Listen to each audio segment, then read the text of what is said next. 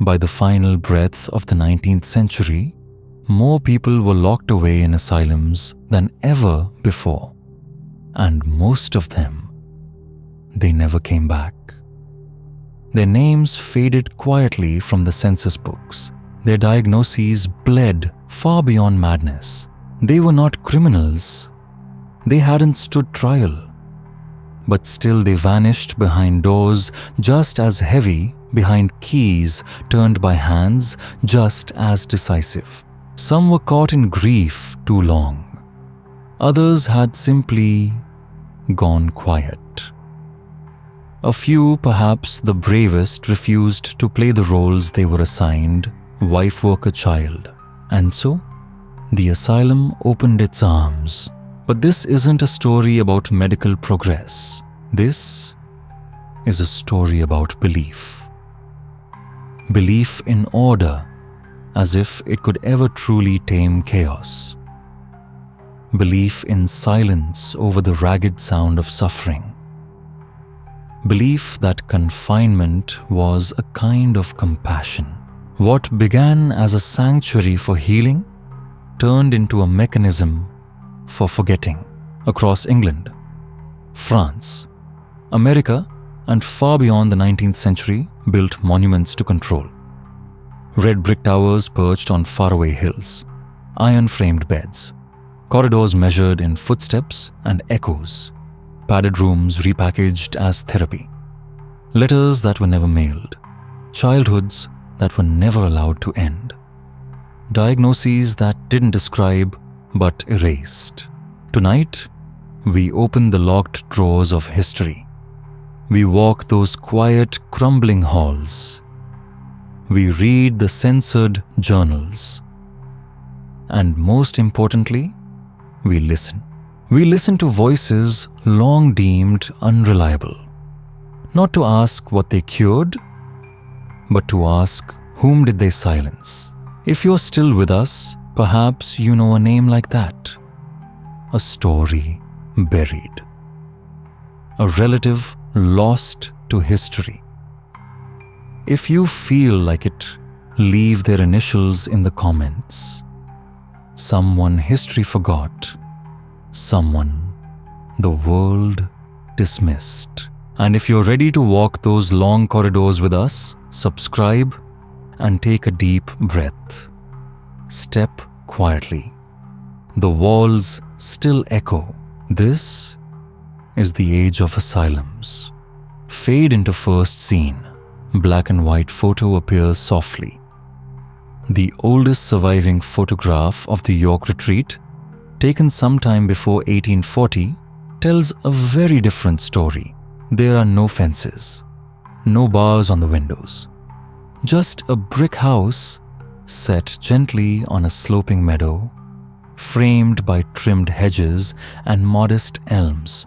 A woman sits on the front step.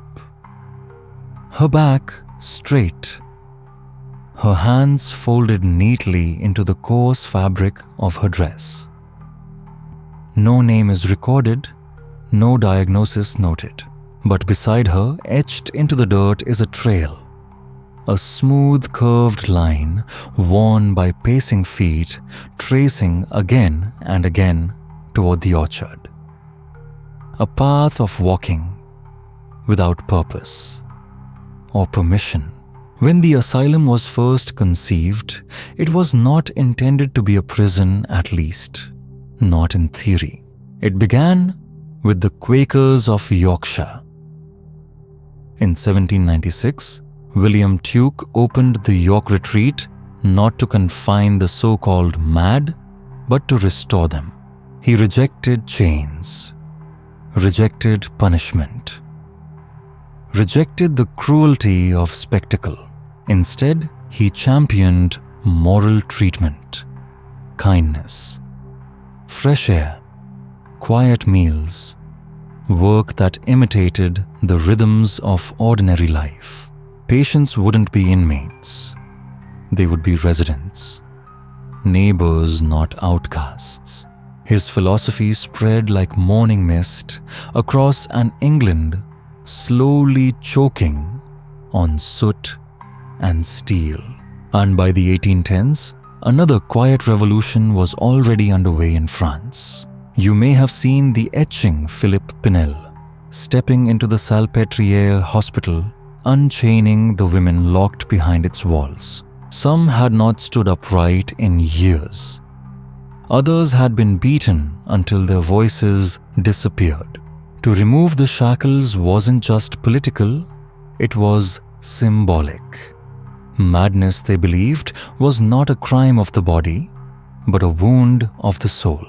To heal it, you needed distance from the world, but a space that still resembled it. This was the central paradox of the early asylum. To cure the broken mind, one had to pull it away from society, only to recreate the very world that broke it. By 1820, governments were paying attention.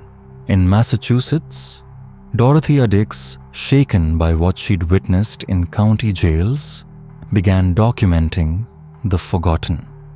She found men and women shackled in basements, tethered to damp walls, left to rot in pens lined with straw. Her 1843 report to the state legislature began simply, "I come to present the strong claims of suffering humanity. I proceed, gentlemen, briefly to call your attention to the present state of insane persons confined within this commonwealth." Her words had the clarity of scripture.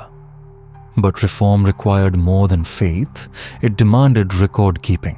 And so the first wave of public asylums swept across the land. Hartford, Worcester, Bloomingdale. Their names, you'll notice, whispered serenity, retreat, vale, haven, house. The architecture echoed hope. Long corridors flooded with light, gardens that sloped toward hills, whitewashed stairwells, unlocked kitchens. The Kirkbride plan, adopted by hundreds, laid it all out, built with airlight and separation. No mingling of types, no visible chaos, only restoration. But even in these early days, the cracks began to show. Inside the retreat for the insane at Hartford, silence ruled the dining hall. Patients rose with the dawn to sweep sow or press flowers into books. There were no mirrors, no newspapers. Letters were read before being delivered. Conversations were carefully observed. Patients could walk, but only along specific paths. Deviate from them. Speak too loudly. Step out of rhythm. The solution wasn't punishment. It was solitude. Not as discipline, but as reflection. The staff called it benevolent discipline. The patients, more often than not, called it nothing at all. In the archives dated 1834, there's a note hand-penned, unsigned, except for 2 letters, MT. "I have washed the floor again, though it was not dirty. The nurse says I'm well. But she says that every Thursday.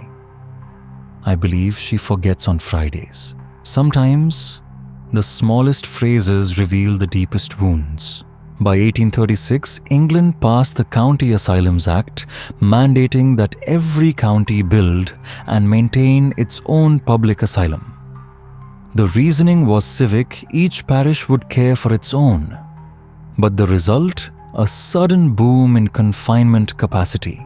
Where once the mentally unwell were treated in small retreat-like settings with maybe 20 or 30 residents now, vast brick complexes began to dot the countryside.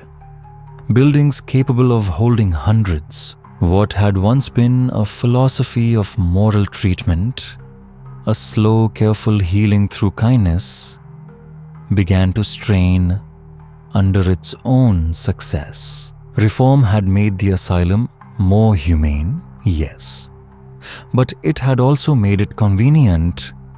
It had become the default solution to problems no one wanted to name out loud. Suddenly, everyone had a reason to use it. Families who could no longer manage a troubled relative. Parishes too poor to feed and house the chronically ill. Husbands eager to silence difficult wives. Courts and constables who preferred the discreet to the just. The asylum was no longer a sanctuary. It was a container. A quiet report from a New England asylum dated 1848 lists the causes for admission that year: intemperance, masturbation, religious excitement, childbirth, novel reading, political disappointment. Each word reads like a footnote, but each was enough to remove someone from society, sometimes for life. Those early decades still held a kind of gentleness. The worst tools of control hadn't yet arrived. Straitjackets were rare. Padded cells weren't yet standard. But the more subtle mechanisms had already taken root. Surveillance, restricted letters, monitored conversations, schedules without variance. We often imagine these places as cages. But the truth is far more chilling. They were not cages, they were mirrors.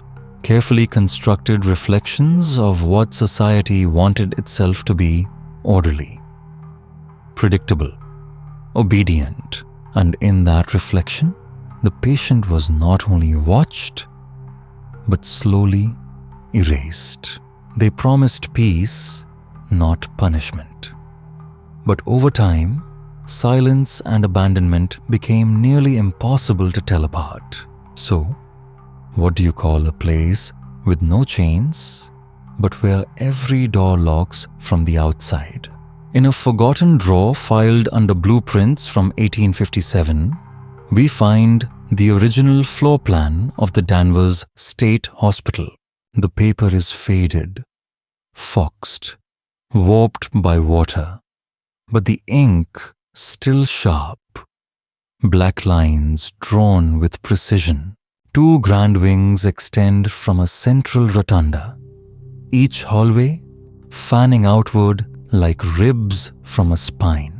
A note written in the architect's own hand reads, "All rooms to receive equal daylight by hour of day. North-facing patients quieter than south. There are no names, only measurements." The 19th century asylum was built on the belief that space could heal, that architecture itself might become a kind of medicine. And so the designers became physicians of the environment. They prescribed corridors. They calculated airflow. They aligned windows with the arc of the sun. These buildings weren't shelters. They were theories made of stone.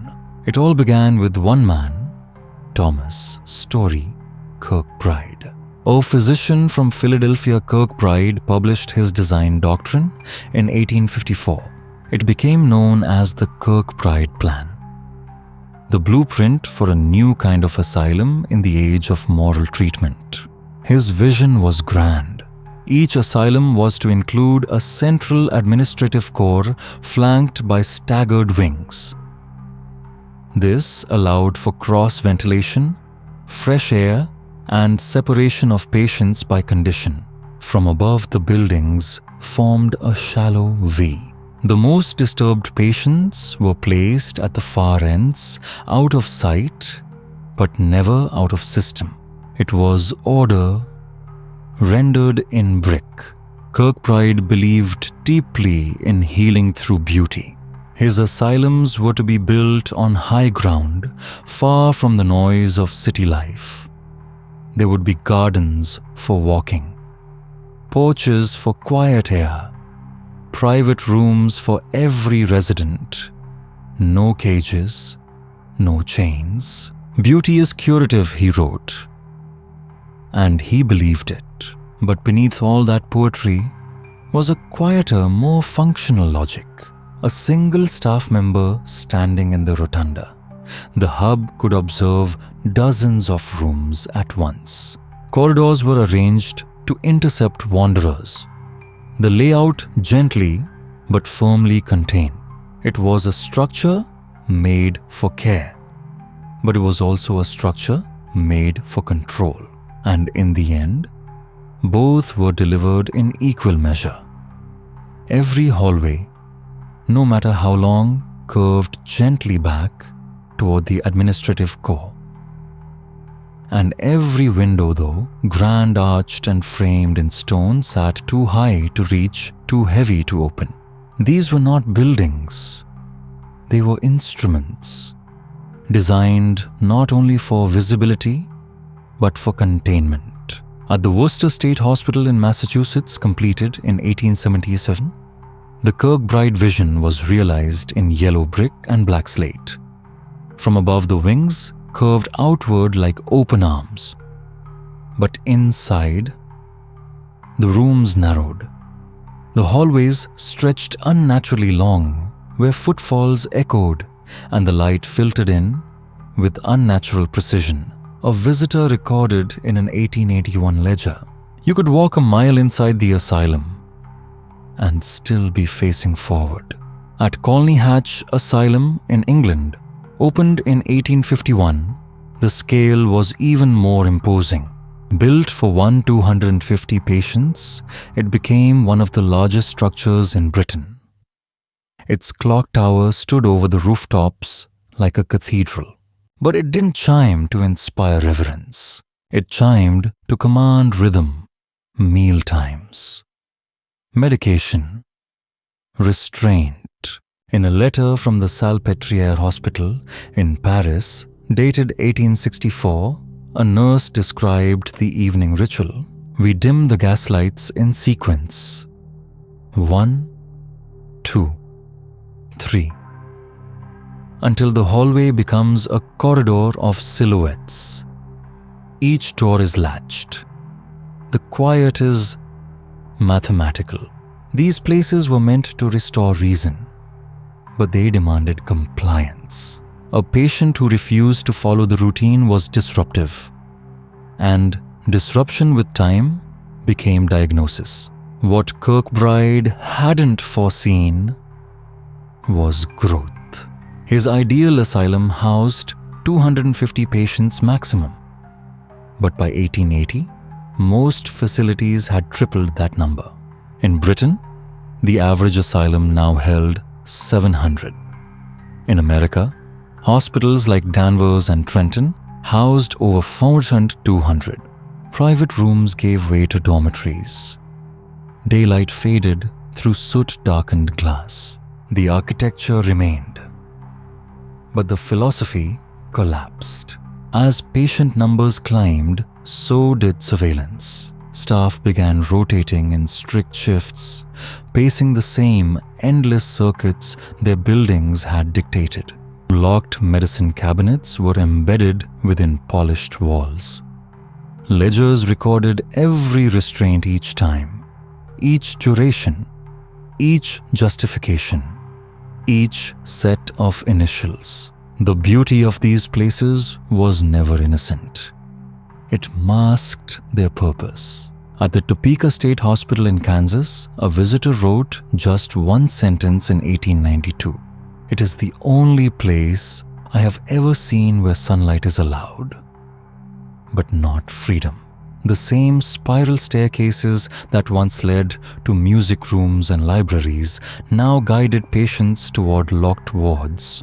The greenhouses were shuttered, the reading rooms repurposed as examination suites. The architecture didn't change, but its function did. By century's end, the Kirkbride plan was fading.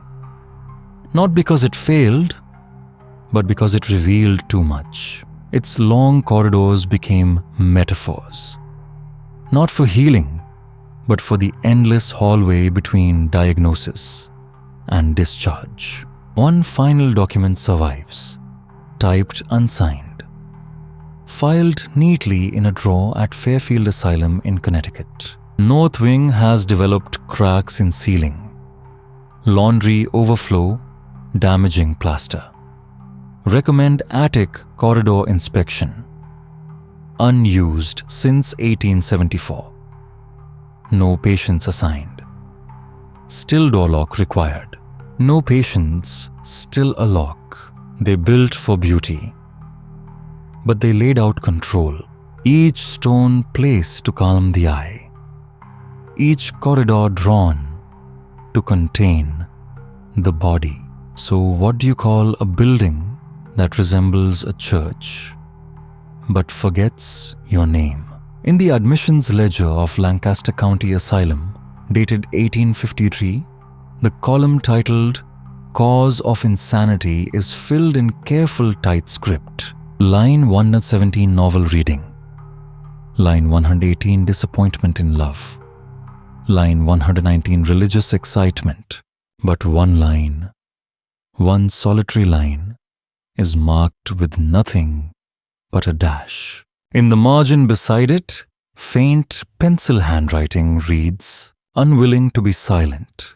In the 19th century, diagnosis wasn't just medical, it was moral.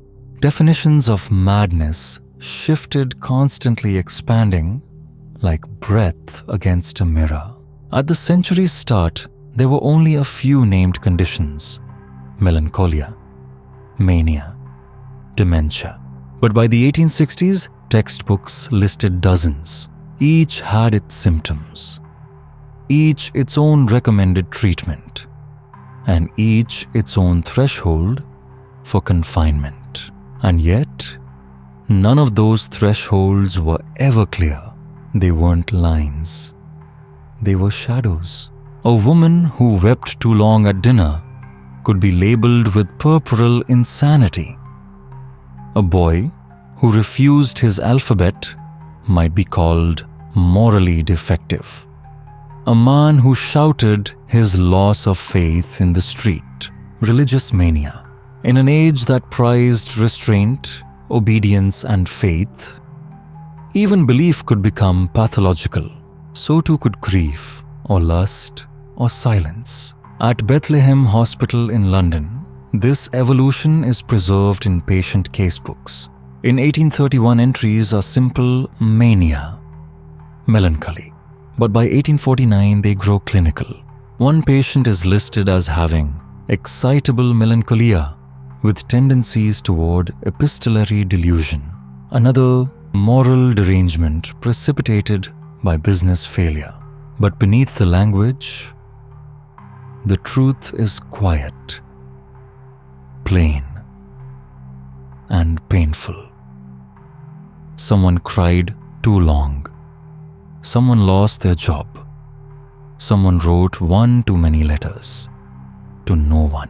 As we look back at the 19th century, something strange happened alongside the development of medicine. The number of people being admitted to mental asylums skyrocketed. From just a few hundred in 1820, the number in the United States exceeded 100,000 by 1880. In England, the rate increased tenfold. But the scary thing was not the numbers, but the way people determined who deserved to be there. As more institutions opened, the admission criteria widened. Behavior that had once been considered merely odd was now considered suspicious, and what had once been suspicious was now diagnosed as pathological.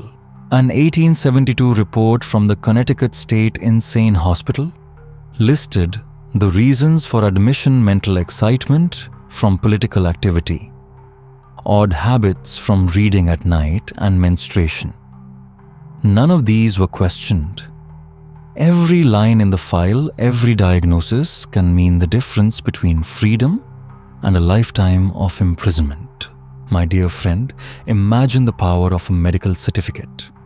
2 doctors can sign it and you can be locked up indefinitely. No trial, no evidence. And often it is the family who initiates the procedure, sometimes out of concern, sometimes out of sheer exhaustion, and sometimes simply because it is convenient. The story of Eliza Jocelyn is one of them. A seamstress living in Norfolk, her husband sent her to an institution for strange speech and waking up at inappropriate hours. Eliza explained that she preferred to sew by candlelight. Doctors found her unresponsive to questioning, and that to them was clear evidence of mental illness. They described her as absent-minded, willful, and unconformable. Eliza stayed in the institution for 37 years.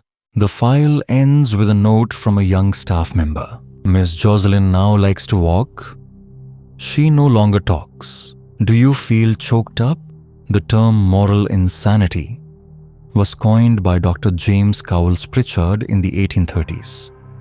It doesn't require hallucinations. It doesn't require violent behavior. Just that you're different. Just that you don't behave as everyone else expects you to. And you're labeled a pathologist. The line between diagnosis and conformity is blurring rapidly.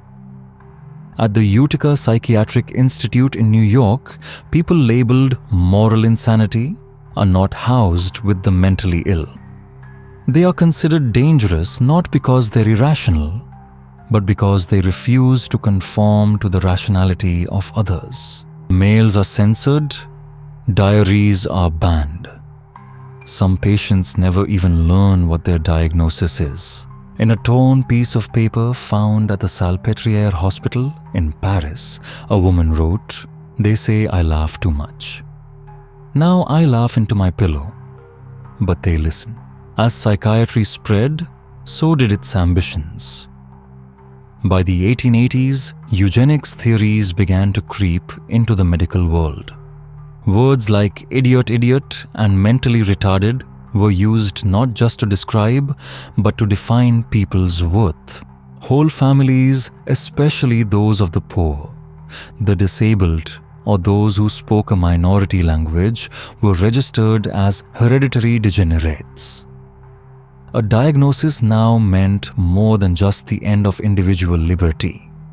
It was a sentence for the entire family.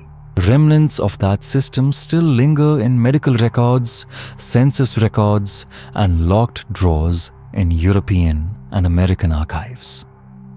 And in it, we see not only coldness, incurable not released, condition unchanged, we also see anomalies. Children mistakenly labeled as adults, signatures that don't match, pages torn up, notes rewritten. Not all of them are true, but all are the legacy of a system that grew too fast to explain itself. By the end of the century, mental asylums were no longer places of treatment, they were mirrors of society's unease. Each new diagnosis was an open door. But once through, few were asked, "Why are you here?" Have you ever thought about a diagnosis so vague that it was indistinguishable from defiance? At the Bethlehem Royal Hospital in London, a charcoal sketch remains. It shows a long curving hallway, barely concealing what's at the end. Each door is closed. Each door has a narrow peephole set high, too high for the patient to see out, but just high enough for the guard to see in. Are you still there? Take a deep breath. We're going to go deeper. The note beside the drawing in faded brass letters simply read, Ward 13, locked. Low temperature, no movement. By the early 19th century, Bethlehem was no longer the chaotic pit its name had once suggested. The screaming had died down. The curious who had paid to watch the insane being tortured were no longer allowed in. The iron collars that had once held the sick at their throats were now a thing of the past. The lunatic shows were over. In their place, a different system, more orderly, cleaner, and more permanent had been put in place. Bethlehem, or Bedlam as it was popularly known, was founded in 1247 as England's first asylum. For centuries, it had been nothing more than a hellish institution disguised as a medical institution Patients were chained to walls naked, on straw beaten, and bled like animals. In the Georgian period, it became a bizarre mix of circus and cautionary fable. Madness was not cured, but stigmatized and ridiculed. But in 1815, Bethlehem was moved to a new location, St. George's Fields in Southwark. A grand classical building with large stone columns, tiled floors, and high vaulted ceilings rose. A new architectural facade was put on, but what lay beneath was still the same Bethlehem. And with the move came a series of reforms. Patients were no longer chained. Instead, they were recorded. Diaries were kept. Diagnoses were made. Treatments were scheduled. Sounds like a humanitarian step forward, but in fact, the change was not about cure, but about private control rather than public humiliation. In an 1823 administrative report, Bethlehem's superintendent wrote, "All patients examined. 3 refused to eat. 1 was disruptive. No further escalation. Restraint of Miss G still necessary. The real name of Miss G was never recorded. Restraint had changed. Instead of bars, canvas sleeves, locked gloves, and leather straps were sewn into the frame of the chair. Patients were no longer people. They were daughter-resistant, passive, too talkative, or too quiet. Each state had to be dealt with, and the longer the restraint, the more it justified continued restraint." An 1847 medical note read, "Patient no longer strikes staff. Has ceased to speak. Sleeps most of the day. Positive diagnosis. Positive, that is, docile. Not healing, just submission." Bethlehem's model gradually became the standard. The winged design, the neat gardens, the tiled corridors, the discreet surveillance system, all were copied in asylums across England and the colonies. The high walls were hidden by rows of trees. Wards were named after saints or seasons: St. Anne's, St. Michael's, the Spring Room, a false sense of security where there was silence and locked doors. Patient registers from this period are now kept in heavy red books. Each line begins, name, age, reason for admission, ward assigned, first day of restraint, and the final column is result. For most, the final entry simply reads, died here. Some after a few weeks, many after decades. One man, Thomas Weatherby, admitted in 1838 for religious melancholy, stayed at Bethlehem for 51 years. His only surviving letter, unclaimed, was found hidden in the lining of a Bible. 30 winters I have prayed silently. I believe I shall never be released. Bethlehem's outward reforms were praised in Parliament. They were praised as efficient, humane. But within people were disappearing into diagnostic charts, into classified behavior. The medical model reduced the soul to symptoms, suffering to schedules, and madness to management. By 1860, nearly 500 patients lived behind Bethlehem's walls. Most never left. The asylum had become, as one doctor wrote, a place where patients are kept in the hope of cure. No one was cured, but all were kept. And beyond those walls, the word Bedlam began to take on a different meaning in everyday life: chaos, turmoil, collapse. But in reality, Bedlam was not chaos. It was quiet, disciplined, predictable. It replaced screaming with the rumble of bricks and blood with procedure. In a locked drawer of a pharmacy prescription book in 1879, a line was found next to a list of laudanum doses. Regular doses, steady supply, no new orders. Mr. J still sleeping. The identity of Mr. J did not appear in any of the books. Only the line remained. By the end of the century, the Bethlehem model had spread to Canada, New Zealand, India. Architects in faraway places built hospitals with brick corridors, silent gardens, locked rooms, small windows. No one heard a sound from inside. The pattern repeats itself across the ocean, from the north of England to the distant shores of Massachusetts and Tasmania. But in each copy, one assumption clings like a shadow: that silence is normal, that a patient who obeys is cured. Bedlam, they say, has changed, that the age of violence is over. But has it really disappeared, or has it just quietly retreated into the papers, hidden in the registers, sunk deep into the silent lines between the notes? So what do you call a system that no longer screams, but instead forgets you completely? In a surviving patient register from Colony Hatch Asylum in 1874, the entry for cell H12 is just a few words. Female 33. Admitted to lined cell for incessant screaming. Time 29 days. The ink is steady. But there is no name. Just a number, 6x8 FT canvas lining. No windows. Under condition upon release, just one word: compliance. By the second half of the 19th century, the cells at the asylum no longer bore iron shackles or blood stains. The floors were soft. The walls were covered with thick cloth. The straitjackets were no longer chains but light leather straps with metal buckles. The language had changed. The tools had changed. But the purpose remained the same: to silence them. The canvas cell was hailed as a humane improvement, a technological innovation, as doctors of the time put it. No more bruises from banging your head against a brick wall. No more scratches from being forced into iron shackles. It was said to save you from yourself.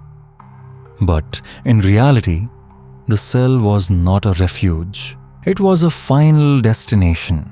Those who were locked up there were the same people over and over again. Those who were considered noisy, violent, different. And in camp language, different could mean not eating, praying too loudly, crying incessantly, or simply standing facing the wall long after the morning bell. Cells were usually no bigger than cupboards. Walls were lined with thick canvas, often damp and smelly. Floors were either bare or lined with fabric. Lighting was dim. No furniture. Only a mattress, sometimes a blanket.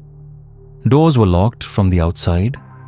There was a hand-sized slot through which food could be passed. At Gartnerville Hospital in Glasgow, an 1882 report recorded the construction of 3 additional isolation rooms for therapeutic isolation. An example is quoted: patient number 24, female, aggressive, nonsensical muttering, started on 17th January, ceased singing on 3rd February, released on 12th February, response to orders unknown. There is no record of the song she sang. At Tooting Bec in Surrey, a doctor's handbook advised the cell must be used with care, not as a punishment but as a conservation measure. Check every half hour. Notes of sound must be kept in the book. Those books are now in the British Medical Archives. They contain hundreds of entries written evenly on the yellowed pages. Silence. Attempt to remove dress. Repeat unspecified phrase. Obey. Some were locked up for days. Some for weeks. Some for months. The room was rarely cleaned between uses. The smell was masked with camphor. The air was stagnant. There were no clocks in the room, only a bell from the corridor announcing mealtimes, examinations, and bedtimes. Often accompanied by a straitjacket, they called it the tranquilizer. It was supposed to prevent self-harm, but in fact, it did more than that. It completely eliminated all movement. Arms were tied tightly across the chest and locked behind the back. It was impossible to feed, write, or bathe. Many were unable to sleep.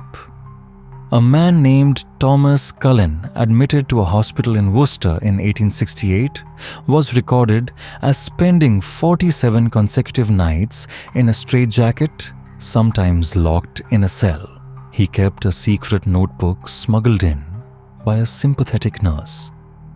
His writing, which had started out regular, began to become shaky and blurry after a week. In his final lines, he wrote, "The light goes on and off without me knowing why. I count the bells to tell the day. I think I am forgetting the sound of my name." Medical records from the 19th century were rarely shared with patients' families. Annual reports proudly boasting of the decline of physical restraints were silent about another reality: the rise of chemical and architectural restraints.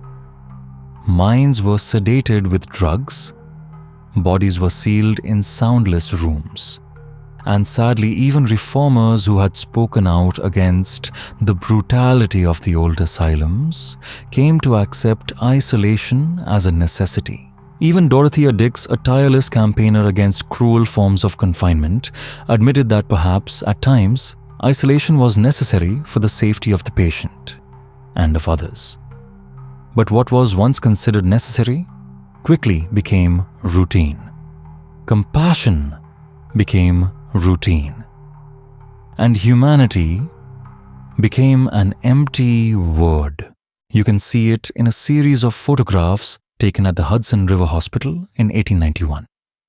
A long hallway, rows of doors lined up like drawers. Each door was numbered on a brass plate with no name, no story. Just a small pane of glass, just enough to look inside. Beyond that were canvas walls, thick soundproofing, and a kind of silence called treatment. They called it silent therapy. They said the room would help the patient recover. But there's no record of what happens to a voice when it echoes for 40 days, with no one answering. What do you call a place that was built to protect? But no one remembers who they put in there. At the Pennsylvania Hospital for the Insane in 1879, a woman was admitted at the age of 23. No history of violence, no hallucinations, no delusions. The initial report listed her mental illness as a single-word reading. In the handwritten margin, another line appeared: failure to perform domestic duties, suspected menstrual disorder. She was sent to Ward 6B, a ward for women deemed morally unstable. Throughout the 19th century, women entered mental asylums not as patients, but as problems in need of repair. Their bodies were probed, their emotions were interpreted, their behavior was exhibited as symptoms. In most cases, their minds were considered perfectly normal until their lives no longer followed the script. Victorian medicine, rooted in ancient Greek ideas and reinforced by Protestant morality, believed that a woman's psyche was controlled by her uterus. When not bearing children, not constrained by duty, the uterus was thought to wander, causing seizures, depression, and irrational thinking. This theory was called hysteria, from the Greek word hystera meaning womb, and any woman who was too sad for too long, too focused on her studies, unwilling to marry, or simply dissatisfied with her role as a housewife could be labeled a patient. And once labeled, few had a chance to remove it. At Bloomingdale Asylum in New York, the 1861 logbook recorded more than 30 women admitted in a single year. The causes listed in the medical records included lovelessness, excessive fantasy, nervousness from piano lessons, unwillingness to talk to one's husband, and, curiously, unusual laughter. These were not metaphors, they were official medical diagnoses. And behind them all, there was a simple assumption, if not bound by love duty, or childbearing women would drift into pathology. Women's wards were built to accommodate what doctors called the hysterical class. They were quieter, less violent, but no less harsh. At Colney Hatch in London, the 1872 blueprints showed a clear division between men and women, not only in terms of accommodation but also in terms of treatment. Women were allowed fewer walks, fewer visitors, and less access to external stimulation. It was believed that physical activity would disturb the uterus and disturb the mind. A doctor at the retreat in York once wrote, "When the female temperament is naturally excitable, it should be calmed by quiet. Gentle work, warm baths, and sleep should be encouraged above all else." But behind the gentle language was another truth. Most women in the camps were forced to work washing, sewing, cooking, mostly for the male patients. This work was called therapy, but in reality, it was just a pretext to legitimize their confinement. For the wealthy women, they were treated by another method, seemingly gentler but no less cruel, called rest therapy, developed in the 1870s, under the direction of Dr. Silas Weir Mitchell in Philadelphia. Patients were locked in a room alone, forbidden to write, read, or walk, given fatty foods massaged daily, and left in silence for 6 to 8 weeks. It sounds fancy, but in reality it is a form of subject erasing. Subtle mental destruction. Writer Charlotte Perkins Gilman, a victim of this therapy, wrote the short story, The Yellow Wallpaper, a fictional but chilling account of a woman slowly losing her mind while confined to a sunlit room, forbidden to speak, forbidden to write, forbidden to be herself. Though fictional, the details are remarkably similar to patient letters found in the Danvers Asylum archives. One of them, unsigned, unmarked, said simply, "I have been told to be quiet again. I don't want to scream, but if I don't make a sound, I fear I will disappear. I cannot be silent and exist." You are hearing voices from the past, and perhaps echoes of some part of ourselves. In those days, once a woman was given a psychiatric diagnosis, her fate was often sealed for life. Release was rare, especially if she was a woman. Some were moved from one place to another, cases deemed too chronic or too moral to be cured.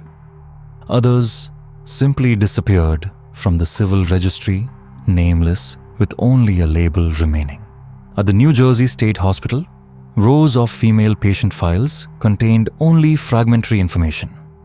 A woman named Mary T. age unknown was described simply hysterical, erratic, nulliparous. No birth date, no next of kin, no discharge date. A red stamp on the front page retained indefinitely. Do you shudder? We do. By 1890, public opinion was beginning to stir. Women's rights activists and some radical doctors were protesting the use of the diagnosis hysteria as a catch-all for all forms of disobedience. They asked, what was the scientific basis for the diagnosis? Why were only women labeled? And how many had been locked up? Not for illness, but for daring to disobey. In fact, what they called illness was simply refusal. Refusal to marry, refusal to bear children, refusal to bow. They call it hysteria. They blame the womb. But if you listen closely, you'll see the real diagnosis from start to finish is disobedience. So if a person just wants to be left alone, is that a disease? In the 1851 British census, the column occupation, rank or status tells silent but painful stories. A 30-year-old woman in Somerset inmate lunatic asylum. A Yorkshire shoemaker imbecile. An unnamed 12-year-old feeble-minded. Institution. The paper is faded, but the ink is still heavy. These records are not just statistics. They are verdicts written once and then forever in the official memory of a nation. In the early 19th century, Britain recorded just over 5,000 people as mentally ill. But by the end of the century, that number had surpassed 100,000. And with each census, the system became more entrenched, a machine for classifying, locking up, and rarely releasing. At first, mental hospitals were created for charitable purposes, but gradually, they became administrative tools. Each bed required funding. Each patient had a number, a record, a diagnosis. Insanity became a budget item. The Lunacy Act of 1845 in England forced counties to build public hospitals and establish government inspection procedures. It sounded humane, but in practice, it allowed for compulsory hospitalization and standardized records across the country. Each patient now had a file. Each hospital had a ledger. Each death was a number on the report. One such ledger still exists from the Norfolk County Hospital in 1862. The entries are repetitive occupation labor, cause of insanity, drinking grief, childbirth, cold, condition chronic, bottom column discharge or death, most of which are death. Census takers recorded patients not only in hospitals but also in workhouses, prisons, and even private homes. But the government increasingly prioritized institutionalization. Centralization meant control, and in the same home, patients could be studied tied up or simply forgotten. In the United States, a similar pattern gradually took shape. From 1840, the census began recording lunatics and idiots. In 1850, about 15,000. By 1880, the number had surpassed 90,000. But the numbers were just the tip of the iceberg. The real change was in the organization of care. In rural states, mental hospitals quickly became places of employment, not just for the actual patients, but also for those deemed unnecessary. Counties competed to build hospitals to get the money, and these facilities quickly became the center of the local economy. In Jackson, Mississippi, or Independence, Iowa, the mental hospital was the largest structure in the area. It was surrounded by farms where cooperative patients were sent to work. Dormitories housed people from all over the region. You may be wondering by now, how does this end? But be patient. In this story, the end doesn't come from a last page. It comes from who gets to write the next page.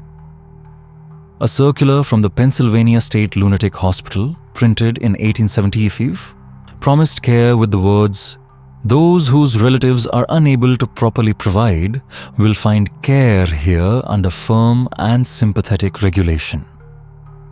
But as we often find in these stories, promises printed are not the same as promises kept. In practice, admission to these institutions had little to do with madness. A widowed woman with no means of support, a former soldier who drank more than he should, a young boy who refused to speak, all became residents, and once inside, they ceased to be people. They became entries in a ledger. They became statistics. Bureaucracy gave the illusion of compassion. Each patient was guaranteed a bed. Each diagnosis sounded clinical, a Latin root assigned to every condition.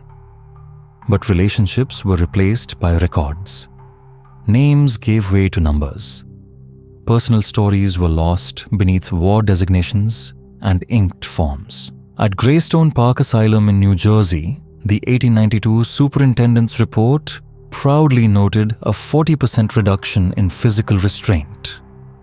Admissions were efficiently processed. Deaths were within the expected range. But the intake forms tell a colder story.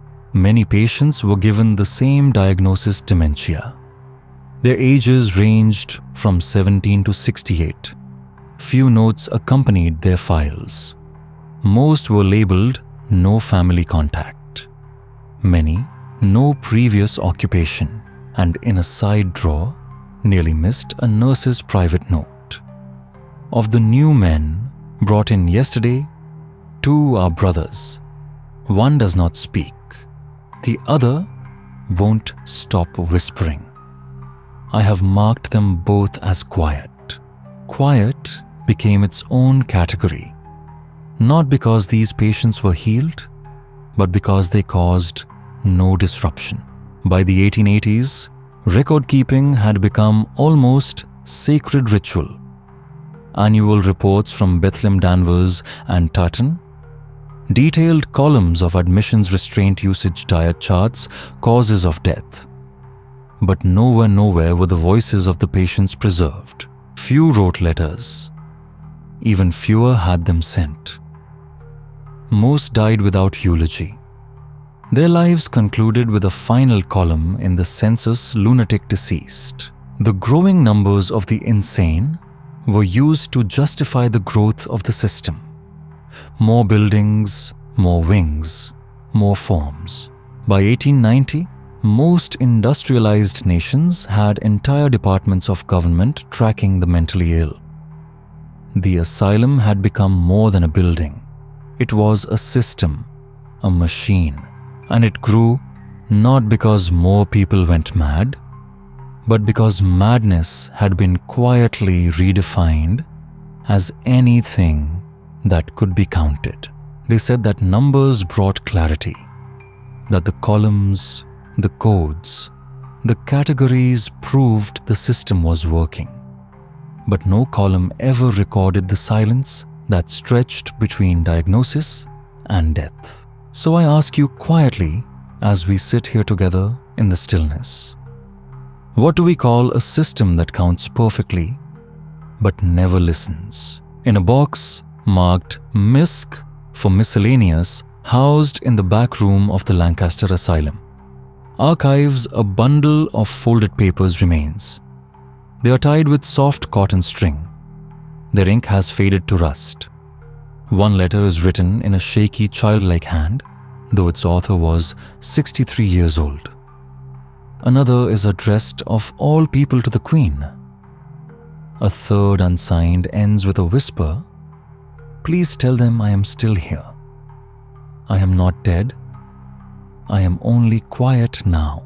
Throughout the second half of the 19th century, asylums across Europe and America formalized their rules around patient communication.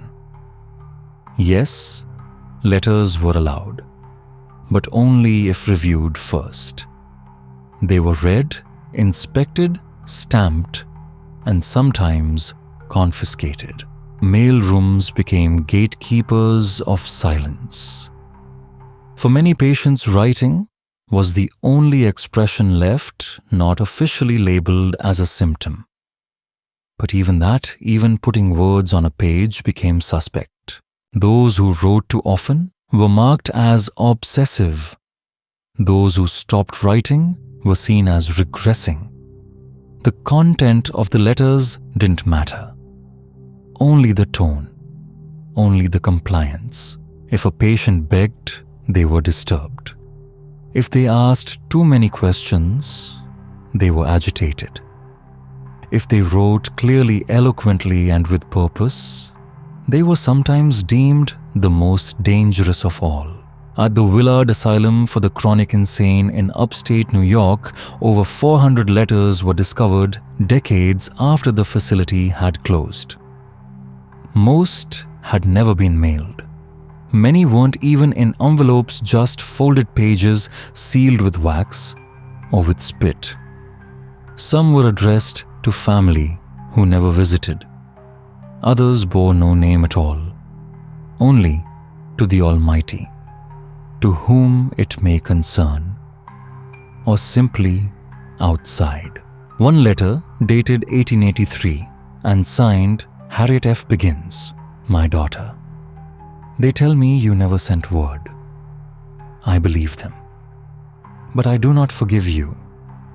I write because there is nothing else left to do that is mine. In nearly every case, these letters were intercepted. Administrators marked them, not forwarded. Some were filed away. Some were burned. Some were passed around in medical lectures, not as human messages, but as specimens of delusion. At Bethlehem Royal Hospital in London, an 1869 log lists every letter filtered through one individual. Their title? Inspector of Sentiment. There was no job title, no uniform. Just a subtle, unofficial role, one that meant listening, not for what was said, but for how it was said. Tone, mood, risk. The criteria were never written down, yet the results were unmistakable. Certain voices slipped through the bars. Others were stilled. Too cheerful and you were silenced. Too bitter and you were dismissed. The acceptable range sat somewhere between gentle civility and quiet despair. Someone, perhaps many, decided what could be heard, what was too much, what was just right. At Danvers State Hospital, a man wrote a letter every Sunday for 7 years, all addressed to his brother in Vermont. Not one was mailed. They were folded, stacked, stored. The last letter ends mid-sentence. I believe I've remembered everything now, even the smell of the lake, even the weight of... But there's no page 2. Now pause a moment, dear listener. Imagine the discipline it takes to write for years without ever receiving a reply. Not once. Just the silence of a drawer swallowing your hope. Asylums often label this withholding as a kindness, sparing families distress. Others claimed that mail encouraged delusions. But in those unsent pages lived the truest versions of the people society discarded. Clear, composed, even elegant. One recovered letter from St. Anne's Asylum in Quebec is addressed to a husband. The writer Genevieve pens carefully, "I have been instructed to remain calm, and so I have. But no one has told me what I must become in order to be forgiven for what I do not remember doing." Genevieve's file said she'd recovered in 1887. Yet she was not discharged until 1901. And by then, not a single letter remained in her record. Sometimes even the act of writing became suspect. Patients who wrote too much had their pens taken, paper locked away. At Tatum State Hospital, a young man kept a secret journal, 14 pages hidden beneath a loose tile. It was only discovered after his death. The entries are meticulous. A tally of meals, a record of restraints, a quiet roll call of the forgotten. There are 16 of us in the ward. 3 have no teeth. 2 cry without noise. I have not spoken aloud in 42 days. But still, I think in complete sentences. He was never heard, but we hear him now. Letters flowed in, but rarely out. The mail slot worked in one direction. Packages arrived.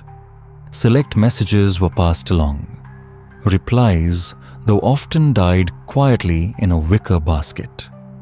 It wasn't a system built for communication. It was built for containment. They wrote to remember. They wrote to be known. But their words stayed folded in drawers or burned before reply. And so I ask you, what is a voice preserved in ink if no one ever turns the page? Deep below Western State Hospital, tucked under damp stairwells and peeling corridors, lies a narrow tiled chamber, lined with copper pipes and clawfoot tubs. It smells of rust mildew. And something else, something cold and waiting. The walls are waterproofed. The floor slopes gently toward a central drain. A brass plate still clings to the doorway. Hydrotherapy suite for prolonged immersion. No clocks hang inside, only gauges. Because in that place, time wasn't measured in minutes. It was measured in degrees. By the mid-19th century, water had become the asylum's most obedient tool. Not for hygiene, but for compliance. Ice plunges for agitation. Warm baths for insubordination. Steam submersion mist and chill, not to clean, but to silence. The logic was deceptively simple. If madness was disorder, then water elemental, neutral, controllable, might restore order. Reset the mind, drown the storm. But beneath that theory was something far more primitive, far more chilling. Water does not argue. Water does not plead. Water does not listen. Water simply covers the mouth, fills the lungs, and waits. In Paris, at the Salpêtrière Hospital, Dr. Prosper Lucas endorsed a method called Lebano, the continuous bath. Patients were immersed for up to 12 hours a day over weeks. No breaks, no clocks. Canvas sheeting restricted their movement. The goal, stillness. The temperature must be stable, one physician wrote. The mind must be made still. The body will follow. No patient testimony survived from that wing. In Bloomingdale Asylum in New York, water was used for hysteria, particularly in women. Reports from 1876 detail how some patients spent 90 days or more in nearly continuous immersion. One woman, after weeks in the tub, stopped speaking altogether. Her file concludes with two haunting words: outcome satisfactory. But ask yourself, satisfactory for whom? Comfort in this context was not about relief. It was about submission. Stillness equaled success. Obedience was called healing. And soon beyond water, other instruments emerged. Some borrowed from laboratories, others from the traveling circus. But we'll step into those in due time, dear listener. For now, let's stay a moment longer with the silence of the bath and wonder what was truly washed away. The spinning chair, which may sound like a theme park ride, was actually a medical device. Introduced by Erasmus Darwin in the late 18th century, it was still in use in modified form until the mid-19th century. The purpose was not to amuse, but to disrupt the patient's nervous system. People were blindfolded, tied up, and spun at high speeds. Nausea, fainting, disorientation. If these occurred, the doctor said, good, it worked. At St. Elizabeth's Hospital in Washington, D.C., records were kept as far back as 1869. One doctor described the chair's effects as a temporary interruption of the nervous storm. But the next note was more chilling. Patient could not stand after the third rotation. Speech slowed. Scheduled feedings began. Electrical treatment followed. Weak electric currents were applied to the arm's head and spine, sometimes by crank, sometimes by battery. Rarely fatal, but enough to induce convulsions. But what they recorded was not pain, but posture. If the patient collapsed, they were manageable. If they cried, they were still alive. And then there was another method, sleep deprivation. No, not punishment, at least that's what it said on paper. But sleep was denied in the name of observation diagnosis or treatment. Lights were never turned off, doors were slammed shut at regular intervals. Beds were taken away. Patients were made to sit upright in chairs or walk until they were exhausted. A patient at Hanwell Asylum in Middlesex in 1883 wrote furtively in the margin of a confiscated book, "The bell rings all the time. I no longer ask the time. I think they are taking my days apart." You might have guessed it, the goal was not to cure. It was to remove resistance, to bring the patient to a state of exhaustion.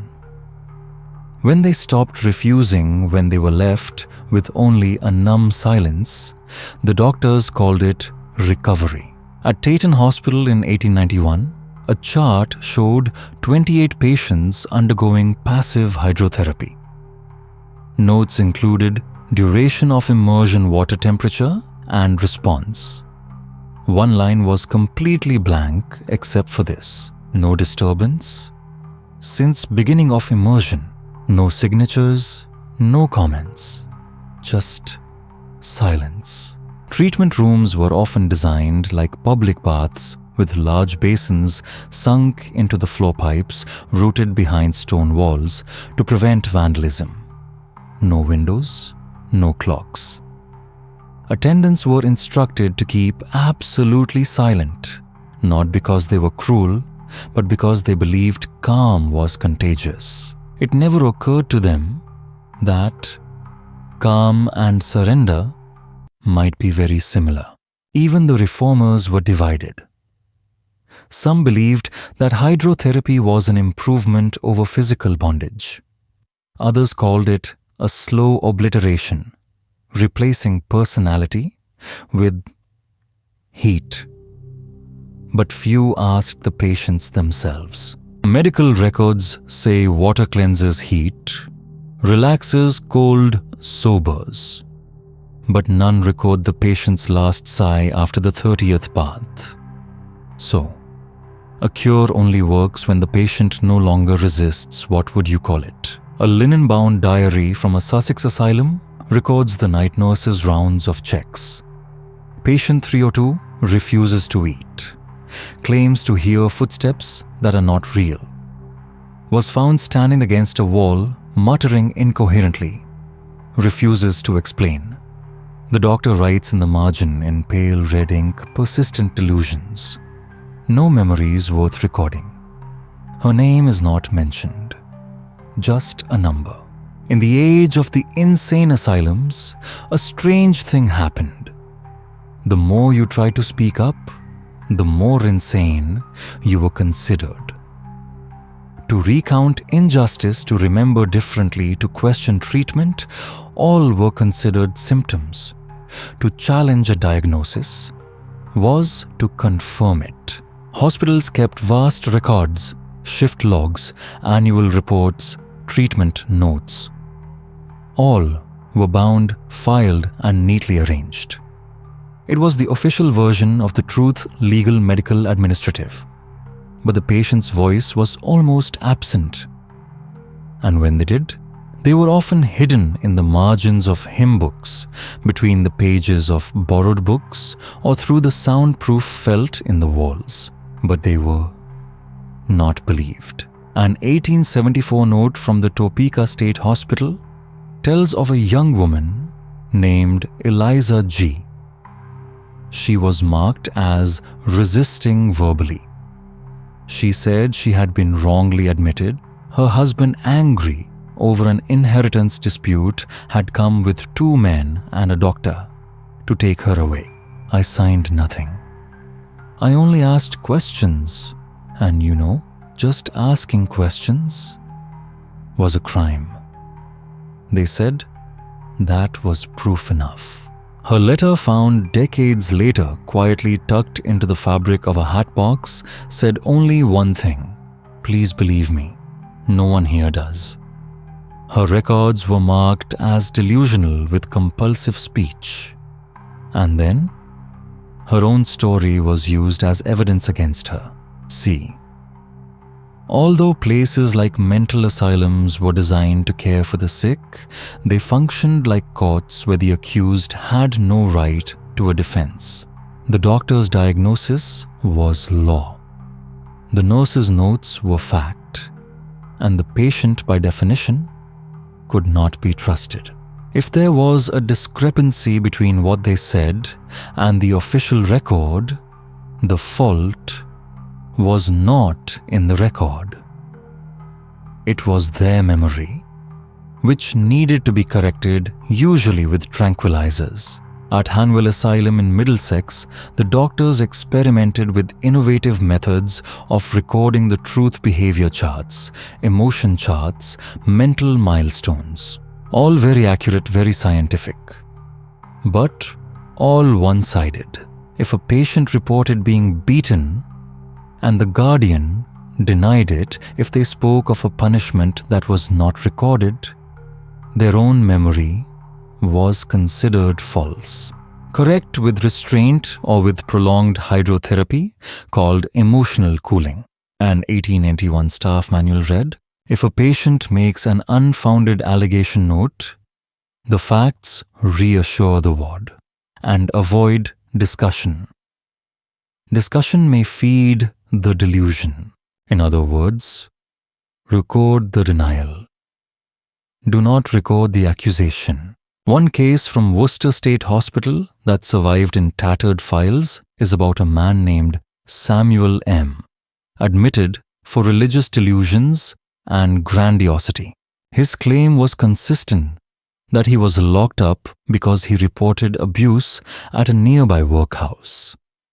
His account was clear, detailed, complete, with names, dates, actions. But each time he repeated it, the doctors wrote, "Still obstinate, still agitated, still deranged." He died in 1889. 2 years later, the workhouse was closed after evidence of abuse emerged. See what you mean? When someone is declared insane, their memory becomes a crime. No one believes you. And if you try to remember your own past, you are marked as uncooperative, obstinate, disruptive, and sometimes solitary confinement. Not for discipline, but for treatment. The architecture of the camps reinforced that order. Records were locked. Patients were not allowed to see their own records. In many places, they were not allowed to discuss their own medical records. Speech, if not approved, was a sign of disorder. An unsigned letter found in the archives of Fairfield State Hospital, dated 1892, reads, "They say I'm lying, but I'm only telling what happened. If I speak softly, they write incoherent words. If I speak with emotion, they write excited. I don't know what other words are allowed." Her records disappeared. Some patients tried to leave traces in other ways, carving words into windowsills, wooden chairs, or pressing their fingernails into bars of soap. But these were never recognized as documents. Only black ink and forms were valid. The voice, if it still exists, is the white chalk that is erased every night. Even today, historians have difficulty understanding what life was like in the old asylum. Not because there is a lack of documentation, but because there is too much documentation. Too orderly, too cold. In that order is a subtle form of violence. They paint a world where the insiders are never right and the outsiders have no need to question it. They call it madness. And so they stop listening. But my dear, What if the voice we dismiss is not the echo of madness, but of burial? If memory is not erased, but merely overwritten by the one who holds the pen, what would you call it? On the 1871 admissions book of the New York State Lunatic Asylum in Utica, between the names and diagnoses, there was a smaller than usual entry, M.W. male age 9. Cause disobedience, no guardian. In the margin, non-verbal. No other entry until 1888. His name appeared again. Same designation, same diagnosis. But this time, chronic age listed as 26. Throughout the 19th century, children were not exempt. The system was designed for adults, but it swallowed up even the quietest children. They were not integrated, they were absorbed, folded into adult wards with quiet signatures and quieter intentions. Diagnoses were scaled down, adapted not for accuracy, but for administrative ease. These children were not admitted for illness. Not truly. They were admitted for absence of parents of language of docility. Some arrived by way of orphanages. Others had been dismissed from parish schools, labeled unteachable, incurable. A few were simply left behind, dropped at iron gates, and never retrieved. You might imagine that asylums were built with children in mind. They weren't, not at first. The wings for children came later, added only when the numbers made their silence too hard to ignore. At Hanwell Asylum just outside London, the first so-called children's ward was established in 1859. It was nothing more than a drafty attic dormitory with 12 iron cots and a single slit of a window. The early reports praised it, of course. Children now benefit from early correction and spiritual calm, one inspector wrote. But the notes of those actually present told a different story. In 1862, a nurse wrote of child number 3. He chewed his blanket. He refused porridge. He spoke only to shadows. She concluded he would remain under padded care. The diagnosis? Melancholia minor. Children were committed for every reason: deafness, epilepsy, fits of restlessness, poverty. And in a time before modern developmental psychology difference was often seen as danger. A boy who flapped his hands might be labeled an idiot. A girl who wet the bed was marked insane. And the most heartbreaking of all, children who simply had no caregivers were institutionalized not for madness, but for the inconvenience they posed. At Danvers State Hospital in Massachusetts, an 1875 memorandum from the superintendent outlined the creation of what he called a juvenile discipline corridor.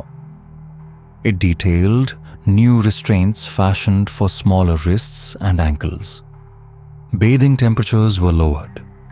Physician journals from the time speak of progress in pacification. But from that corridor, not a single patient letter survives, except one. A girl named Eliza V. She arrived at the Philadelphia Hospital for the Insane in 1878 at age 11. Her file listed overactivity and hallucinations. She wrote 23 letters, none were mailed. In one she said, "I see the sky through the roof slats. I know the days by the shadow lines. A woman here sings when she walks. I follow her voice. It makes the hallway less sharp." By age 16, the letters stopped. Her final note ends mid-sentence. Discipline had replaced nurture. Stillness replaced curiosity. In most wards, the children were not taught, only trained. They learned to fold sheets, scrub utensils, and repeat prayers by rote. There were no lessons, no curricula, no names in the reports, only numbers. At Colney Hatch in 1886, a nurse wrote of a ward full of children who no longer used words. They hum, or rock, but make no speech. We call them the still ones. They dress and undress without instruction. I do not believe they wait for anyone anymore. Photographs from the Salpêtrière Hospital in Paris show rows of young girls in identical frocks. Their eyes do not meet the camera. Their hands are folded behind their backs. They do not smile. Behind them, their attendants stand like shadows' faces, blurred by long exposure, as if time itself wanted to forget them. The buildings were not altered for their age. The beds were adult-sized. Restraints too. Isolation rooms were recycled, repainted perhaps, but never softened. Hydrotherapy basins, rotating chairs, all of it applied to patients who could not even spell their own names. These children aged within the system. Many were never discharged. Some were reclassified as adults without a second assessment. They were simply shifted to new wards with old records. At Fairfield Asylum, a drawer locked until the 1930s contained a list titled Carryovers from Childhood. It bore 52 names. Each had arrived before age 12. The last column still present. The final entry was dated 1899. In the death ledger, only half those names appear, and only a portion of those were ever buried off-site.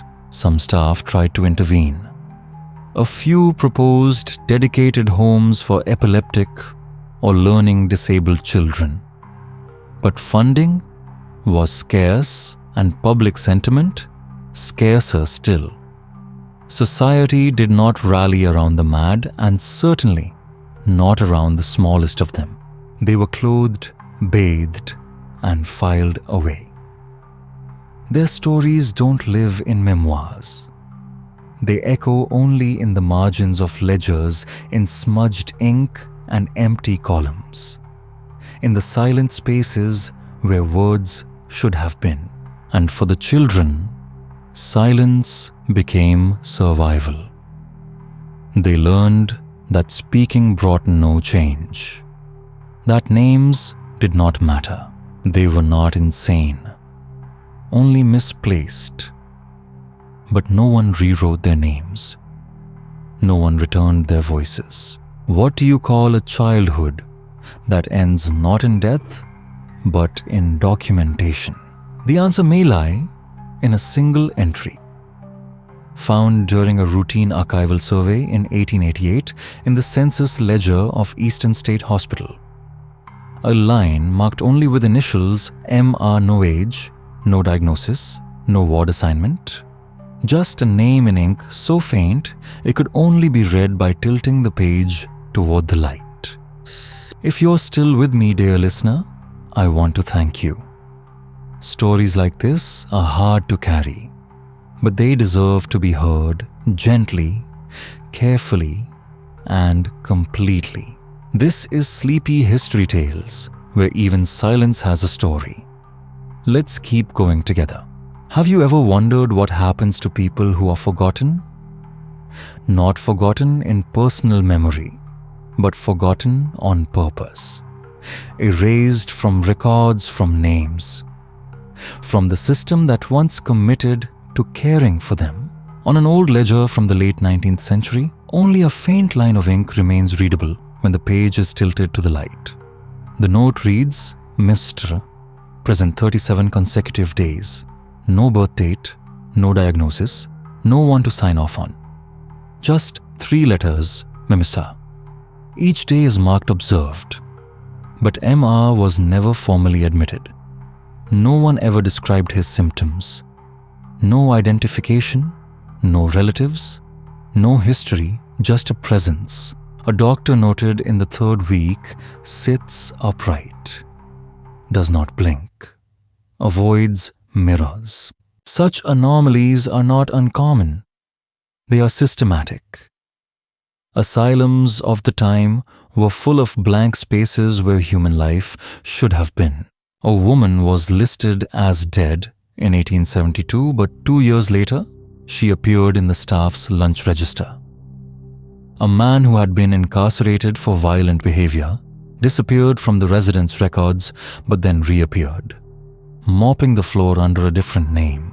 Here the tiny echoes of lives that once existed but were erased, replaced by categories, by lines, by silence. At Willard Asylum in New York, an 1867 inspection found 22 patients with no corresponding admission records. One was listed as suffering from dementia paralytica, but the diagnosis was dated 1853, 7 years before the hospital opened. The only explanation: the patient must have been transferred from somewhere else. But no hospital had such records. In St. Anne's lunatic ward, a locked room was found, labeled Quiet Room. Inside was a small bed, a stack of medical books, and a single slipper with the initials AC embroidered inside. The key had been missing for years. No one could remember who it belonged to. But all the toilet books still noted that the room was cleaned regularly. History has labeled these errors administrative errors. But when errors are repeated in a pattern, they are no longer accidental. They are strategic. A letter from the director of Mount Pleasant Hospital in Iowa in 1853 reads, "We have simplified our records. Duplicate cases have been consolidated. Some people are better understood if they are considered as a category, not as individuals." Thus began what historians later called administrative disappearance. A troublesome patient moved to the unnamed ward. A woman who refused to eat, removed from the kitchen register, then recorded under another act and another name. In this way, those deemed inconvenient by the system gradually melted into the very mechanism that held them. Modern archivists call these people phantom entries, nameless, traceable entries that appear in the register under a single word occupying space. In 1890, the London Council discovered more than 300 such cases, and sometimes even the walls were witnesses. At the Western State Asylum, a sealed hallway was discovered in 1902. Inside was a wooden chair, the shackles still attached to the floor. A line written in chalk on the wall, EJ, 73 days. The handwriting doesn't match any of the staff who worked there. At Greystone Park, a forgotten medicine cabinet holds a bottle of medicine for a patient whose records were said to have burned. But the fire never reached the room. How many of those people were actually seen? How many were written off? Because a piece of paper wasn't filled out properly. The truth about reform. In the late 19th century, mental asylum directors learned to make their records pretty. The fewer patients listed as intractable, the more funds for improvements were approved. And those who weren't listed, some died quietly. Some were rearranged like furniture in an overcrowded room. Emma's story ends. Not a discharge, not a death certificate. A single line in red ink in the margin. Dealt with, not part of this file. In a quarterly report from 1893 at Northampton Asylum, the director wrote, "Fresh air supplied twice daily. Music permitted in the East Ward. No violent incidents since the change in the meal schedule." But at the bottom of the patient list, deaths 24. In that century, each wave of reform came with its own promises, gentler, more scientific, more humane. But the doors remained locked. Indeterminate sentences were still carried out. My dear friend, if you are still listening, breathe lightly. Let yourself drift through this hazy memory. The forgotten names may be faded, but not entirely lost. We are still here to hear their stories again. Sleep in the truth even the nameless truth. You're listening to Sleepy History Tales. See you next time. They were allowed to speak now and then, but not in the same words, not even the same language of need. By the 1880s, overcrowding in American asylums had outgrown architecture and crept into something deeper, the collapse of identity itself. Beds multiplied, not care. Attendants, once guardians of recovery, had become gatekeepers of silence. Rooms meant for solace became cells of containment. The padded corners held no therapy, only waiting. Hydrotherapy tubs, once praised for healing, sat cold and half-drained, used by multiple patients in hourly rotation. Records from several institutions document 8 people sharing one room in shifts, rotating meals, rotating sleep. In 1887, a weary physician at Greystone Park Psychiatric Center penned a line into his journal. There is no longer room for reflection nor tools for treatment. We are keepers of the kept, and still they kept building. Between 1880 and 1900, over 30 new asylum wings rose across the northeastern United States, not to reform or to rehabilitate, but to contain. Architecture still whispered aspiration. Cupolas, wraparound balconies, grand entrances. But within the interiors dimmed. Ventilation failed. Heat vanished in winter, water pressure collapsed in summer. The system creaked but never stopped. Patients were still admitted. Diagnosis still given. Commitments still signed. And then quietly, confidence cracked. At the turn of the century, whispers broke into print. Editorials questioned conditions. Discharged nurses spoke in hushed tones. A few journalists under assumed names captured what they could: grainy photographs of peeling porches, rusting beds, and women restrained by fabric straps, eyes unfocused. The myth of the asylum as sanctuary fractured. In 1902, Norfolk County Asylum received its final inspection.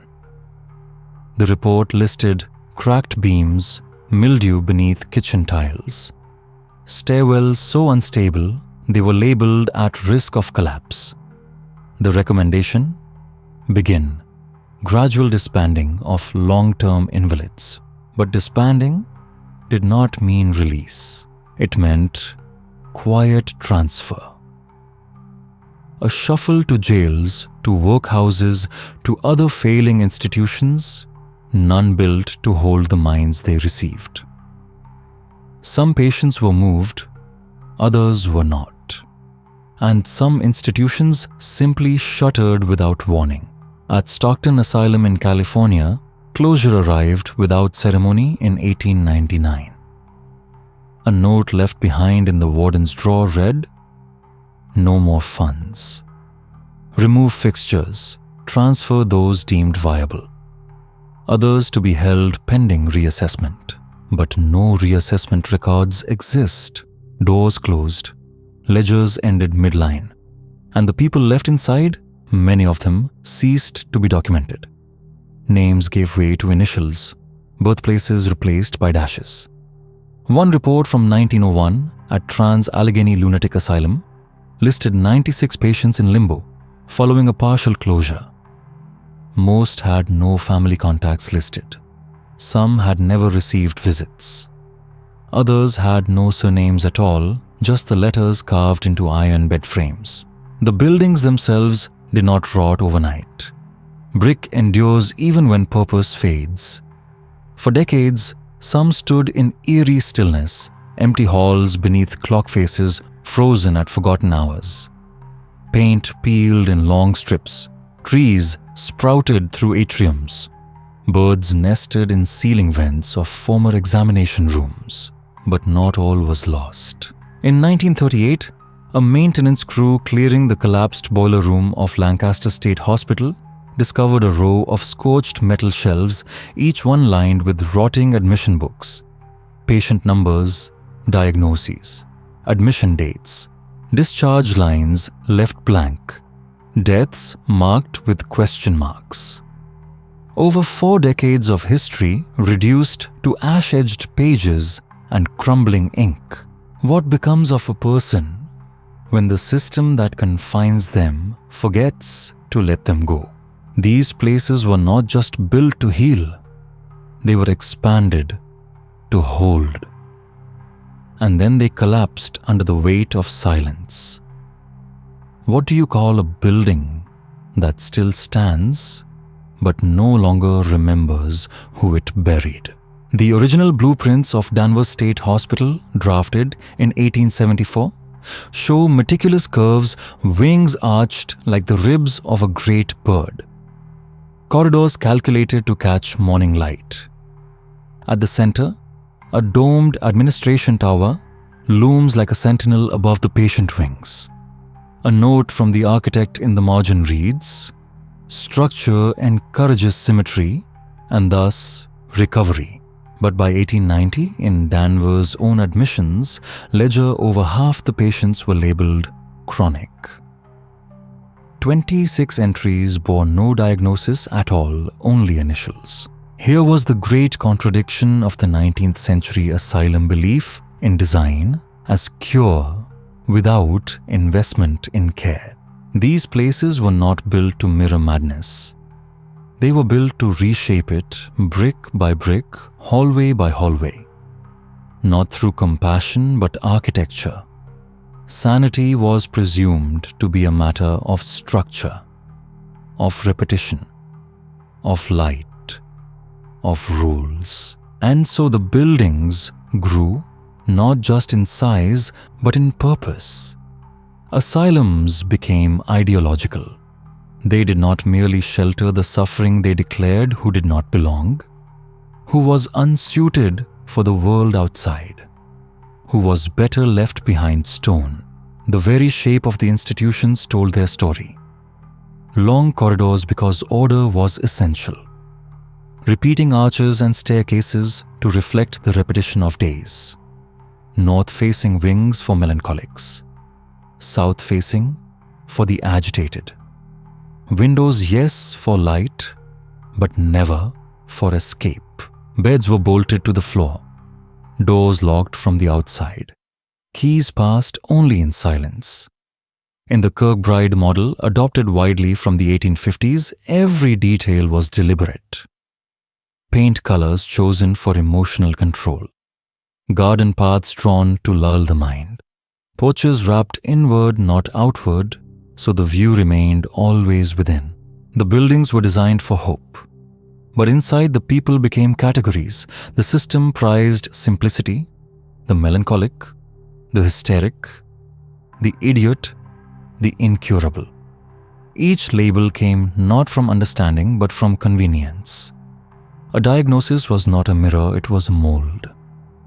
And over time, that mold pressed the shape of each soul into something smaller, something manageable. It was not the illness that determined your path. It was how well you conformed to the expectations of the institution. Worcester State Asylum, 1888. A memo from a staff meeting laid out new patient intake procedures, assessed clarity of voice recognition of authority, compliance in grooming. Deviation from these benchmarks, hesitation, disarray, refusal was not seen as distress. It was interpreted as resistance, and resistance required redirection. Not therapy, not conversation, but redirection into harsher wards. Deeper levels of isolation, fewer rights. To conform was to be safe. To resist even subtly was to fall down the spiral of rooms. Not because of malice, because of a principle. The institution's core belief wasn't medicine, it was order. Anything that disrupted that order became pathology. Grief that lingered, thoughts that wandered, joy that arrived too quickly, passion that pulsed too brightly. None of these were understood as human variation. They were symptoms, flaws to be corrected. The institution did not evolve for its patients. The patients were reshaped to suit the institution. The buildings themselves seemed designed to outlast any single voice. They did not bend.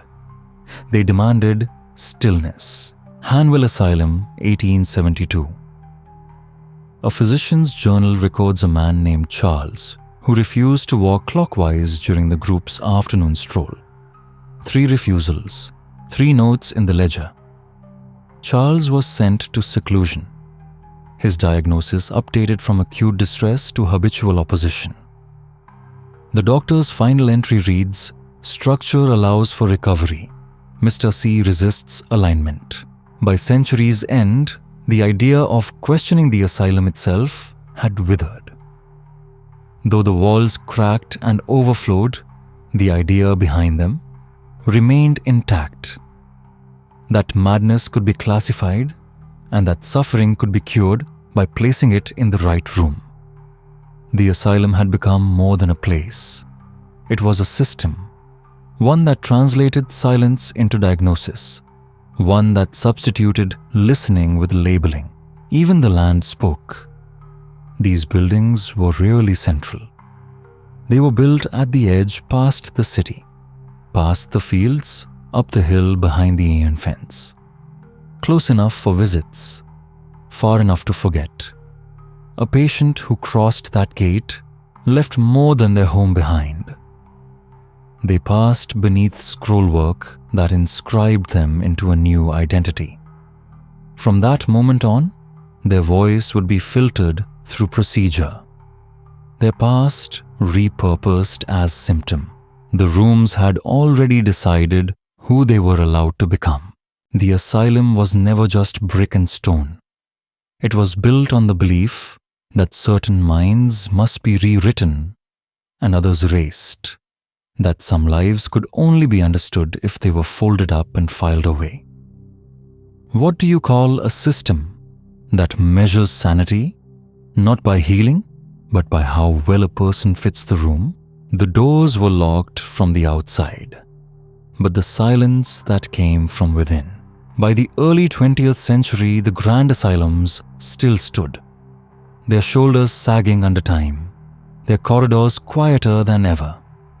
Some patients were quietly relocated.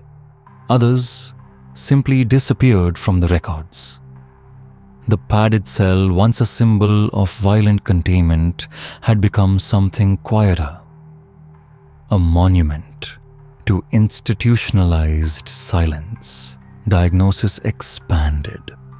Language shrank. Care calcified into procedure, and procedure left unchecked hardened into architecture. These are not ghost stories. These are not tales of monsters. These are stories of rooms. Rooms full of the unspoken. Rooms we built. If you're still listening, leave a candle emoji in the comments for someone history chose to forget, and subscribe to Sleepy History Tales if you believe the most haunting stories are the ones that were always real. This was the 7th mark, and not every soul who was once counted son or man was ever seen again.